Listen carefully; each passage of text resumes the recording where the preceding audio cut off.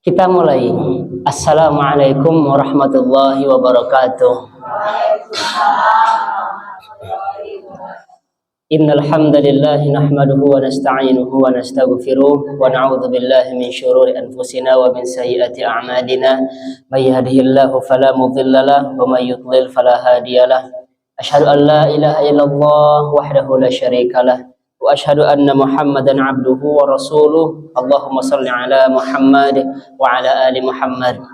Alhamdulillah, para hadirin yang dirahmati Allah Subhanahu wa taala, kita bersyukur kepada Allah karena sampai saat ini kita masih diberikan kesempatan untuk hidup, ya. Kita masih diberikan kesempatan untuk memperbaiki diri kita. Jadi alhamdulillah kita masih bisa duduk, belum dipanggil, ya. Kita masih ada kesempatan untuk memperbaiki diri. Jadi kesempatan ini kita gunakan dengan sebaik-baiknya. Kalau kita datang ke majelis, insya Allah kita akan mendapatkan pahala. Dan pahala-pahala atau kebaikan-kebaikan yang kita lakukan itu akan menghapus keburukan-keburukan yang kita lakukan hari ini. Jadi setiap hari kita harus ada amal baik supaya itu bisa menghapus amal-amal kita yang buruk. Nah, gitu Bapak Ibu ya. Kita lanjutkan kajian kita pada surah Al-Baqarah ayat 260. Sekarang tinggal prakteknya saja, ya. Harokat nangtung sudah dibaca 2 harokat. Ada waw sukun sebelumnya dhammah dibaca 2 harokat juga sudah. Nun tasydid, mim tasydid, ada ya sukun sebelumnya ada fathah juga sudah dibahas. Sekarang tinggal prakteknya dan melancarkan. Setelah lancar membaca, kita akan bahas isinya Bapak Ibu ya. Kita baca ta'awuz bersama-sama. A'udzu billahi minasy syaithanir rajim. Bismillahirrahmanirrahim. Saya dulu seperti biasa ya. Wa idh qala Ibrahimu rabbi arini kaifa tuhyil mauta. 1, 2, 3.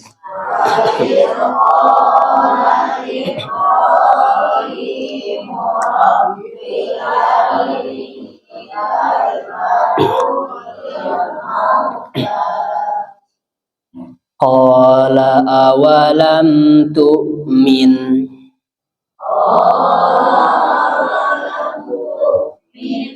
Qala bala walakin liyatma'inna qalbi.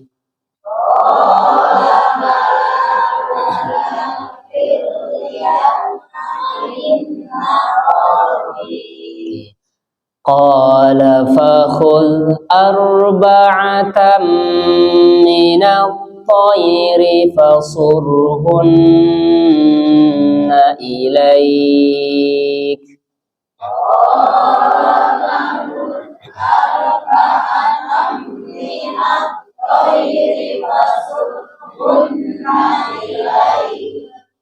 Nah, kalau kita berhenti berarti kafnya sukun, kafnya mati, ilaik gitu ya. Nah, kemudian kita lanjutkan. Tsumma ja'al 'ala kulli jabalin minhunna juz'an tsumma da'uhunna ya'tinaka sa'ya.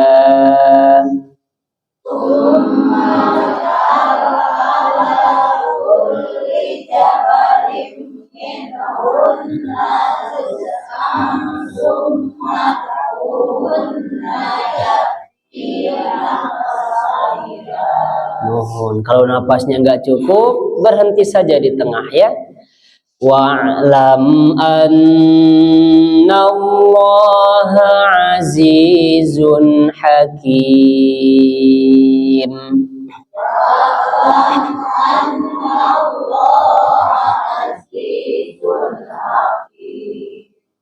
Nah, ayat ini Bapak Ibu maksudnya adalah beliau bukannya bukannya ragu Bapak Ibu, akan tetapi ingin memantapkan saja bahwa yang benar-benar Tuhan itu adalah yang bisa segalanya. Makanya Nabi Ibrahim berkata, "Ya Allah," kata beliau, yang perlihatkanlah kepadaku bagian atau bagaimana engkau menghidupkan orang mati. Apa kata Allah? Apakah kamu belum percaya kepadaku? Kata Allah. Bukan begitu ya Allah, kata Nabi Ibrahim. Akan tetapi saya ingin memantapkan hatiku, kata Nabi Ibrahim. Oleh karenanya Nabi Ibrahim disuruh mengambil burung, Bapak Ibu. Berapa banyak burungnya di sini? Ada 4 ya. Ada 4 burungnya. Lalu kemudian beliau disuruh untuk menyincang-nyincang burung itu. Bulu-bulunya disebar kemana-mana. Dan beliau disuruh untuk 4 burung ini disimpan di bukit-bukit yang terpisah. Lalu kemudian beliau disuruh untuk memanggil burung itu yang sudah dicincang-cincang, Bapak Ibu. Kakinya, cekernya, lehernya sudah dipisah-pisah. Disimpan di bukit-bukit yang terpisah. Lalu kemudian Allah memerintahkan Nabi Ibrahim untuk memanggil burung ini. Dan saat itu juga burung kembali seperti semula dan menghampiri Nabi Ibrahim. Dan pada saat itu Nabi Ibrahim sudah mantap keimanannya kepada Allah Subhanahu wa taala. Ini kalau orang yang berfikir, Bapak Ibu. Begitu juga dengan Nabi Muhammad. Nabi Muhammad itu, Bapak Ibu, suka merenung sendiri. Rasulullah itu, Bapak Ibu, beliau suka pergi ke Gua Hira setelah menikah dengan siapa? Siapa istri pertama beliau? Siti Khadijah. Jadi Rasulullah terkadang 1 bulan di gua, kembali lagi bawa bekal, lalu kemudian ke gua lagi 1 minggu, 2 minggu, beberapa hari begitu, Bapak Ibu. Tapi alhamdulillah Siti Khadijah tidak pernah marah-marah kepada Rasulullah. Kalau di kita sekarang gimana? Nah, isi bapak mancing-mancing terus, pasti kita karena perlu, Bapak Ibu ya, suami itu butuh refreshing, suami itu butuh hiburan. Jadi kalau ada bapak-bapak, suami-suami ibu ini mancing misalkan sepekan sekali, jangan dimarahin, biarin saja. Tapi kalau sehari 3 kali, wayana nggak apa-apa, ibu marah, ibu komplain gitu. Kalau sehari misalkannya seminggu 2 kali lah ya. Jadi bapak-bapak biar nggak stres. Berapa kali Siti Khadijah nikahnya, Bapak Ibu, sebelum Nabi Muhammad? Sebelum nikah bersama Nabi Muhammad, Siti Khadijah itu 2 kali menikahnya. Jadi punya anak dari suami lain. Suami pertama punya anak 1 perempuan. Itu bernama Hindun. Suami kedua mendapatkan anak juga 1 laki-laki bernama Halah. Nah, inilah dia. Setelah demikian, setelah beberapa ketemu dengan Nabi Muhammad, menikahlah bersama Nabi Muhammad. Oh, mau dihafalin? Ulang-ulang atau ya, kalau mau dihafalin. Kita ulang, Bapak Ibu. Ini pertama Qasim, Abdullah, Ibrahim. Udah 3 dulu aja. 3 dulu ya, kita ulang. 1, 2, 3. Qasim. Ulang 1, 2, 3. Tahun depan ditanya lagi ya. Mudah-mudahan ada umur panjang. Ini teh sebenarnya kan tahun depan, tahun kemarin kan sudah ya. Sudah tahun kemarin. Kita ulang 1, 2, 3. Nah, sekarang ya untuk pertemuan ini ibu-ibu kayak anak sekolah sekarang. Siapa yang mau mencoba yang 3 ini dulu? Silakan Bu Haji. Abdullah, Ibrahim. Alhamdulillah. Ya, siapa lagi? 1 lagi. 2 ya, 3. Dari sini 1, dari sini 1, di tengah 1. Silakan Bu. Qasim. Alhamdulillah, yang dari tengah perwakilan. Masya Allah, alhamdulillah ya. Sekarang semuanya 1, 2, 3. Qasim. Pelan-pelan ya. Sekarang putrinya. Kau langsung 7. Ibu hafal sekarang 7. 1 menit kemudian bubar. Bubar nanti ya. Yang perempuan dulu, anak beliau yang perempuan. Nah, sekarang putrinya. Zainab, Ruqayyah, dua dulu aja ya, dua dulu aja. Kita ulang, 1, 2, 3. Zainab, Ruqayyah. Ulang ya, Zainab, Ruqayyah. Sekali lagi, Zainab, Ruqayyah. Kita coba sekarang sama yang 3 tadi, sama yang 3 terus tambah 2 ya. Pertama, Qasim, Abdullah, Ibrahim, Zainab, Ruqayyah. Alhamdulillah 5. 1, 2, 3. Qasim, Abdullah, Ibrahim, Zainab. Oke, tidak sabar ya. Yang sudah hafal mah alhamdulillah, yang sudah hafal ya. Jadi tidak semua kita Bapak Ibu hafalannya cepat, enggak, tidak semua. Jadi harus pelan-pelan ya. Yang terakhir, Ummi silahkan. Ummu Kulsum, Ummi Kulsum, mangga Bapak Ibu ya.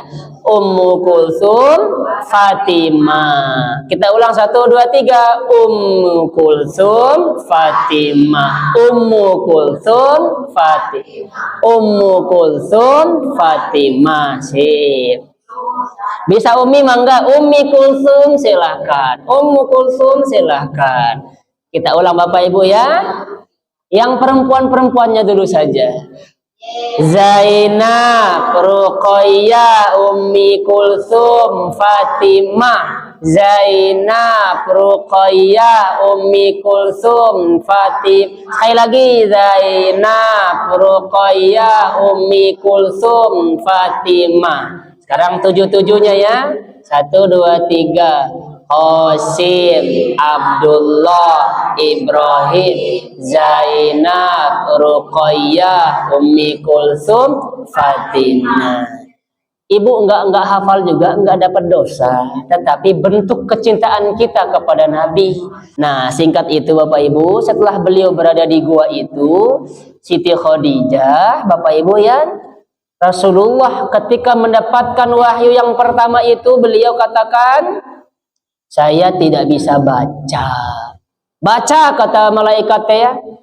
Dipeluk Rasulullah sampai Rasulullah nggak bisa bernafas Bapak Ibu. 3 kali. Rasulullah nggak bisa nafas ketika dipeluk. Akhirnya dibacakanlah surat tersebut. Surat yang pertama adalah Iqra, ayatnya Iqra bismi rabbikal ladzi khalaq. Khalaqal insana min 'alaq. Iqra wa rabbukal akram. Alladzi 'allama bil qalam. 'Allamal insana ma lam ya'lam. Sampai di sini Bapak Ibu, wahyu yang pertama itu cuma 5 ayat. Selebihnya mah nanti lagi 6 bulan yang akan datang. Selebihnya makanya beliau galau Bapak Ibu. Oleh karenanya beliau dikira orang gila karena naik turun ke gua itu Bapak Ibu. Nah, ketika beliau pulang, beliau langsung menggigil. Selimuti aku kata beliau. Langsung pas buka pintu Siti Khadijah sambil menggigil Rasulullah, selimuti aku Khadijah. Khadijah selimuti aku. Diselimuti oleh Khadijah Bapak Ibu.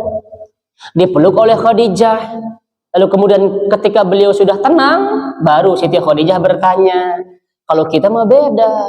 Kunaon ai bapak kalau kita Bapak Ibu ya.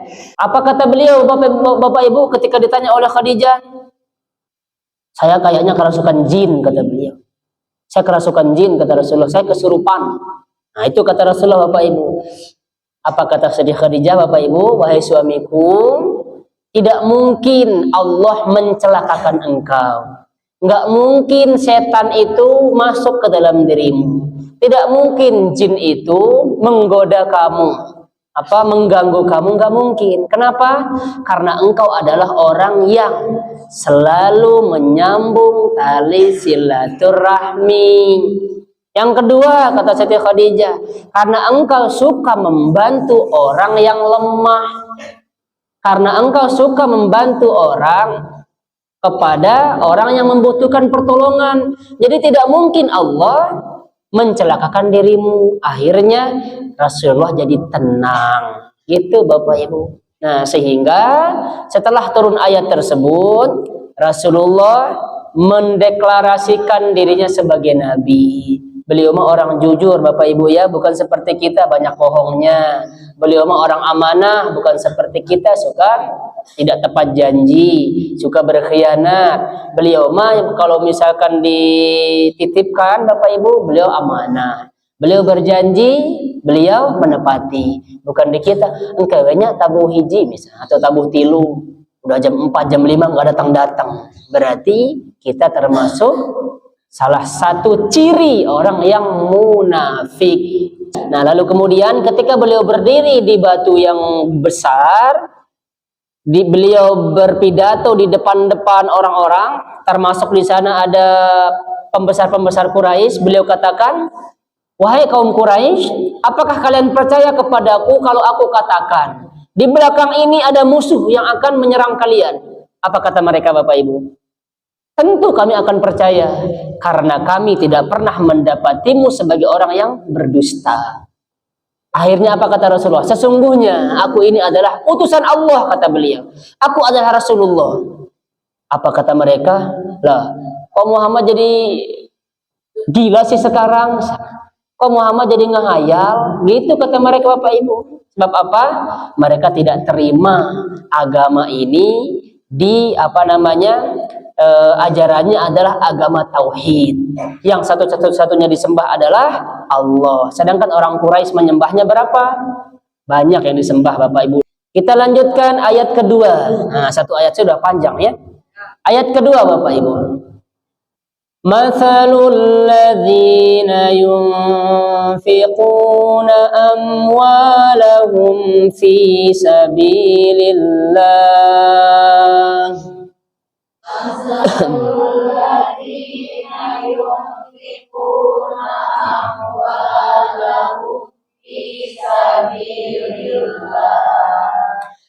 Fi sabilillahi kamathali habbatin ambatat sab'a sanabila fi kulli sumbulatin mi'atu habbah.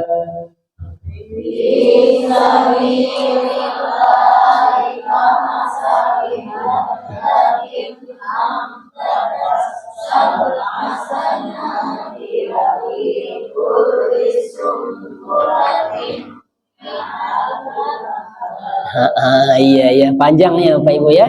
Punten. Wallahu yudha'ifu liman yasha.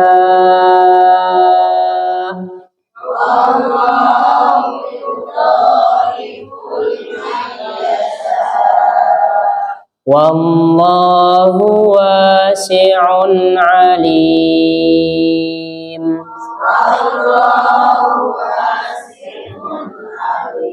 Nah, ini perumpamaan bagi orang-orang yang berinfak, Bapak Ibu. Berinfaknya di jalan Allah itu diibaratkan seperti sebutir kurma, sebiji kurma, lalu dikembangbiakan oleh Allah Subhanahu wa Ta'ala. Jadi ada misalkan di sini sebutir biji ya, yang menumbuhkan 7 tangkai. Satu tangkainya berapa? Di sini dijadikannya 100 biji. Begitulah kalau orang yang berinfak, orang yang sedekah dengan niat yang ikhlas, Bapak Ibu. Jadi setiap hari kita harus bersedekah ya. Setiap hari harus bersedekah supaya nanti kalau sudah di kuburan tidak menyesal. Sebab orang-orang yang di kuburan Bapak Ibu, mereka mau kembali ke dunia. Untuk apa? Tidak lain hanyalah untuk bersedekah doang. Jadi ibu-ibu yang ketitipan ya harta oleh Allah, silakan setiap hari bersedekah. Ibu-ibu yang kurang dari segi harta bisa juga bersedekah dengan apa? Senyum bersedekah. Senyum saja itu sudah sedekah. Bisa dengan cara lain. Ibu baca apa? Subhanallah itu sedekah. Alhamdulillah sedekah. Allahu Akbar sedekah. La ilaha illallah sedekah. Astagfirullah sedekah. Tuh, semuanya. Allahumma sholli ala Muhammad. Nah, gitu Bapak Ibu ya. Semua ucapan-ucapan yang baik itu adalah sedekah. Oh, bagaimana kalau orang yang bisu Pak Ustadz kan nggak bisa? Banyak caranya Bapak Ibu. Gampang Ibu cari pahala mah gampang. Mudah-mudahan ya dengan waktu yang Allah berikan kepada kita setiap hari bisa bersedekah. Kita lanjutkan ayat ketiga. Alladzina yunfiquna amwalahum fi sabilillahi thumma la yusbi'un. Alladzina yunfiquna amwalahum fi sabilillahi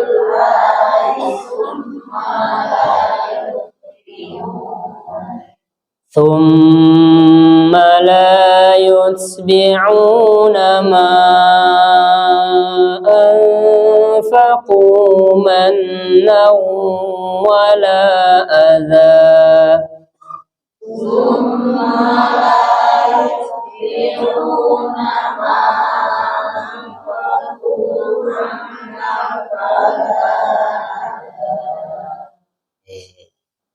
Lahum ajruhum 'inda rabbihim wala khawfun 'alaihim wala hum yahzanun. Lahum ajruhum 'inda rabbihim wala khawfun 'alaihim wala hum yahzanun. Kok asa sebentar ya? Baru di 3 ayat Bapak Ibu ya. Itulah waktu Bapak Ibu. Alhamdulillah ya, mudah-mudahan kita senantiasa diberikan kesehatan oleh Allah Subhanahu wa taala. Kita Bapak Ibu berarti hari ini tidak ada pertanyaan ya, karena sudah azan.